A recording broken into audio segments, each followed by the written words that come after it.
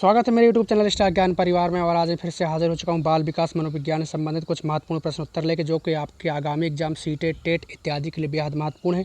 चलिए बिना किसी देरी के वीडियो प्रारंभ करते हैं। क्वेश्चन नंबर 1, समावेशी कक्षा में किसी शिक्षिका की सबसे महत्वपूर्ण भूमिका है।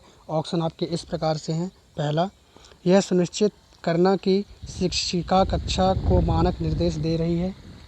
और जो दूसरा ऑप्शन है आपका, वह कह रहा है बच्चे के माता पिता के व्यवसाय को जानना, ताकि शिक्षिका प्रत्येक बच्चे के भावी व्यवसाय को जान सके।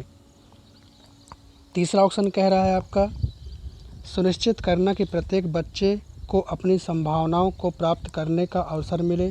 और जो चौथा ऑप्शन आपका कह रहा है कि कक्षा के लिए ऐसी योजना बनाना कि प्रत्येक बच्चा समान गति से आगे बढ़े। इसमें जो आपका तीसरा ऑप्शन है वह जो एकदम सही है, सुनिश्चित करना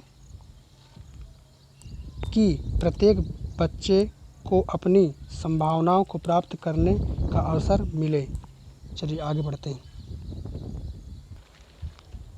क्वेश्चन नंबर 2, अपनी कक्षा के बच्चों को उनकी अपनी अवधारणाओं को बदलने में आप किस प्रकार की सहायता करेंगे। ऑप्शन आपके इस प्रकार से हैं। पहला, बच्चे को सूचना लिखाकर उन्हें याद करने को कहकर। दूसरा, यदि बच्चों की अवधारणाएं गलत हैं तो उन्हें दंड देकर, ताकि वे भविष्य के लिए तैयार हों। और जो आपका तीसरा ऑप्शन है वह कह रहा है तथ्यात्मक जानकारी देकर। चौथा ऑप्शन कह रहा है अवधारणाओं के बारे में बच्चों को अपनी समझ को व्यक्त करने का अवसर देकर। तो इसमें जो आपका चौथा ऑप्शन है वह जो है एकदम सही है। चौथा ऑप्शन कह रहा है आपका कि अवधारणाओं के बारे में बच्चों को अपनी समझ को व्यक्त करने का अवसर देकर। चलिए आगे बढ़ते हैं।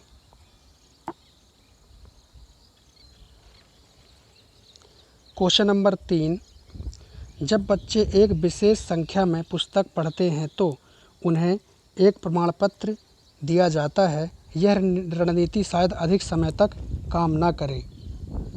ऑप्शन आपके इस प्रकार से हैं। यह संभवतः बच्चों को केवल प्रमाण पत्र प्राप्त करने के लिए पुस्तकों को पढ़ने के लिए जो है ले जा सकता है। और जो दूसरा ऑप्शन है वह कह रहा है पुस्तकालय में बहुत अधिक पुस्तकों को खरीदने की आवश्यकता होगी। तीसरा ऑप्शन आपका कह रहा है जब अधिक संख्या में बच्चे पढ़ना शुरू कर देंगे तो बड़ी मात्रा में प्रमाण पत्र देने होंगे। और जो चौथा ऑप्शन है वह कह रहा है कि बच्चों को उनके गृह कार्य को पूरा करने में बाधा डालेगा। माफ़ कीजिए, पुस्तकों को पढ़ना बच्चों को उनके गृह कार्य को पूरा करने में बाधा डालेगा। इसमें जो आपका पहला ऑप्शन है वह जो है एकदम सही है। पहला ऑप्शन कह रहा है कि यह संभवतः बच्चों को केवल प्रमाण पत्र प्राप्त करने के लिए पुस्तकों को पढ़ने की तरफ ले जा सकता है। यह ऑप्शन जो आपका एकदम सही है। चलिए आगे बढ़ते हैं। क्वेश्चन नंबर 4, किसी कक्षा में शिक्षक की भूमिका है। ऑप्शन आपके इस प्रकार से हैं। पहला ऑप्शन, समय सारणी का कठोरता से पालन कराना और पाठ्यक्रम से बंधे रहना। अगला जो ऑप्शन दूसरा ऑप्शन कह रहा है सीखने की विश्वसनीय स्थितियां जुटाना और शिक्षार्थियों को स्वतंत्र चिंतन की सुविधा देना। तीसरा ऑप्शन, अपने ज्ञान से शिक्षार्थियों को परिपूर्ण करना और उन्हें परीक्षा के लिए तैयार करना। जो चौथा ऑप्शन है वह कह रहा है सीधे तरीके से ज्ञान पहुंचाना और शिक्षार्थियों को सही उत्तरों के लिए तैयार करना। तो इसमें जो आपका दूसरा ऑप्शन है वह जो है एकदम सही है। दूसरा ऑप्शन आपका कह रहा है कि सीखने की विश्वसनीय स्थितियां जुटाना और शिक्षार्थियों को स्वतंत्र चिंतन की सुविधा देना। चलिए आगे बढ़ते हैं।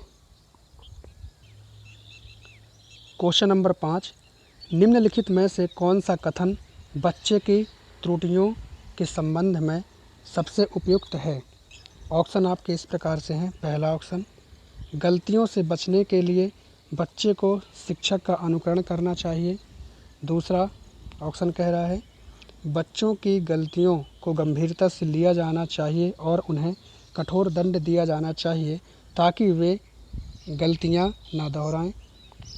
तीसरा ऑप्शन बच्चे गलतियां करते हैं क्योंकि उनमें विचार करने की क्षमता नहीं होती।